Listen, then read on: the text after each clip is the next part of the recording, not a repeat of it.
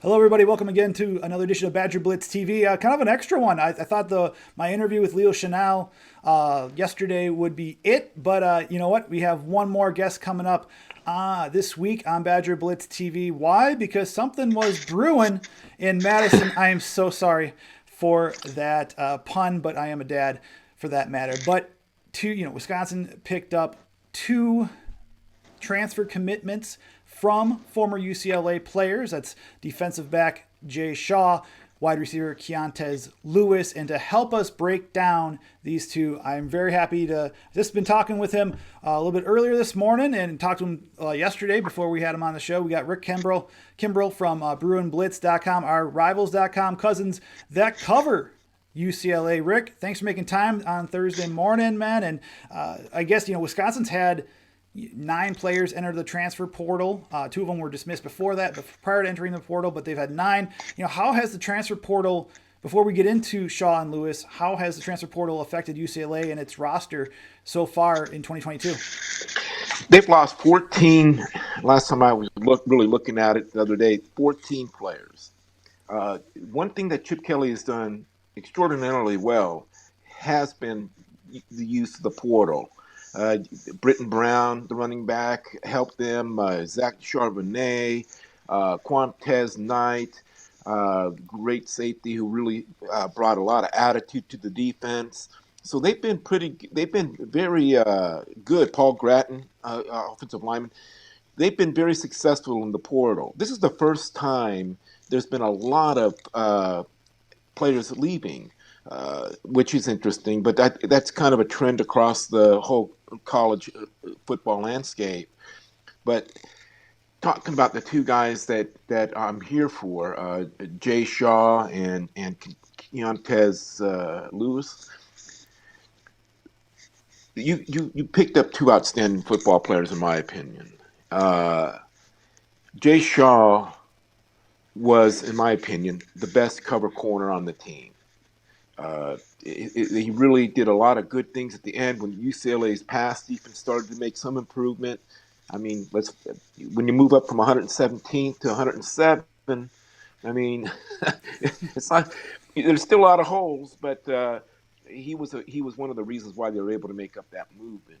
I thought he would have been an excellent nickel this year because I think that they have a couple of other corners, and I was very happy to see that he was coming back. He made an announcement, I'm returning, and then he puts his name in the portal.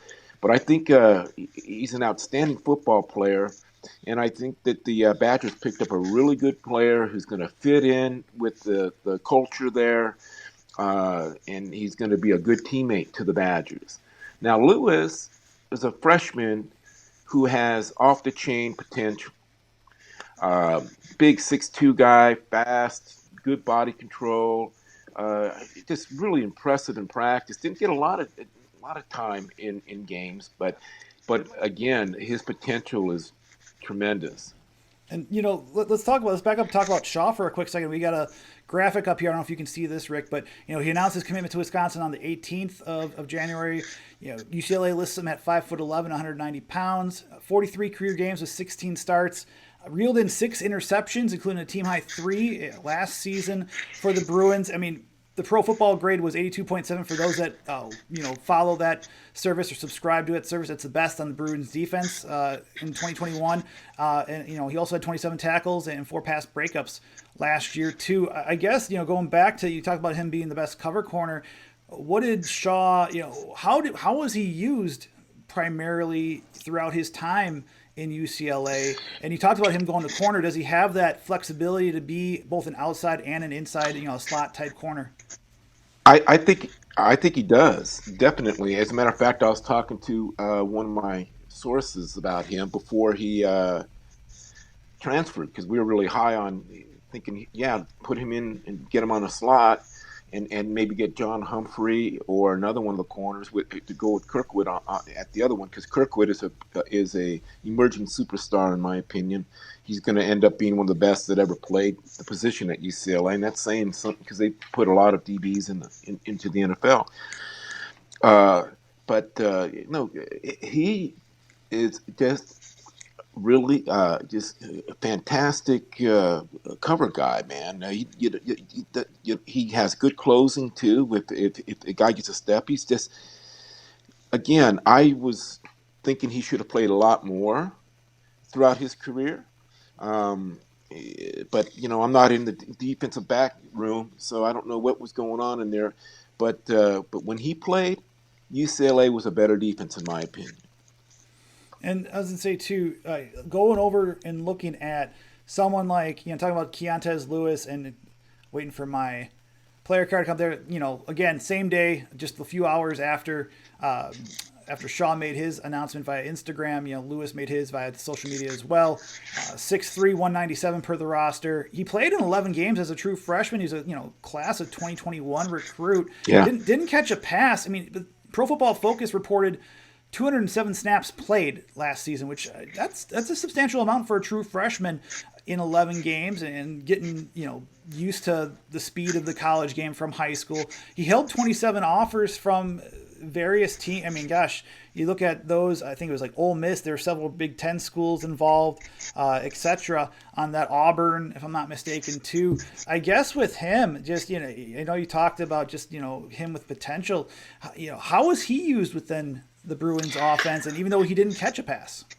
Well, he was targeted a couple times, but see, the most of the targets went to guys that are going to probably play in the NFL.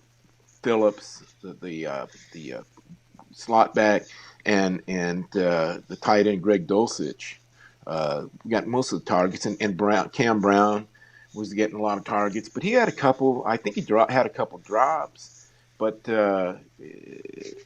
his potential is off the charts. He's just a big guy. In practice, he was making those catches, strong hands. And the reason why he obviously at UCLA, you don't play wide receiver unless you are going to be a good blocker. Because that's what they do at UCLA. They want to run the football, and if you want to play wide receiver, you got to make blocks. So you're going to get a guy that's going to be pretty well trained in blocking in the run game. And I know I don't get to watch the Badgers that often, but they used to like to run the football, and I'm pretty sure they still do. And so he's going to help in that game. He's going to help in that, but he's going to be a target, man. He's got speed. He's got good length. I think, again, for me, I think losing Shaw and Lewis were the two biggest losses. I'd have to look at the list again because I try to keep in the present moment what's going on, and they're gone. Okay, God bless you. Good luck, and I wish you all the best, and go Badgers when you guys are playing. But I'm concentrating on UCLA and not on the guys that are in the portal. But those two guys jumped out at me when they got in there, especially since they both played so much. And I know that Keontez Lewis was going to be he was going to take that next step, but I guess he's going to take that next step with Wisconsin in the Big Ten. Rick, man, I appreciate all of you making time today, in such short notice, talking to us about the two former Bruins that are now going to be Badgers. What do you got going on at BruinBlitz.com coming up this week with both football, basketball, recruiting? I mean, a lot going on this time of year. Well, like I said earlier, Chip Kelly has done the portal really well, and the Bruins just picked up a commitment out of the portal. And they picked up a new coach. Look, we got a lot. UCLA needs to hire a new defensive coordinator, a new offensive coordinator. So there's a new offensive line coach. There's a lot of stuff going on that end. Basketball, Mick Cronin, UCLA fans are so happy that he showed up because UCLA is a blue blood basketball program. There's no question about it. It has more national championships than any other team. Unfortunately, they are all with one coach except for one. And but we think that Mick Cronin is going to bring home another banner. And they're really fired up about what he's doing. And what folks have to remember, he's doing this with Steve Alford's players. He's not doing it with his recruits. And he's done a remarkable job. Excellent.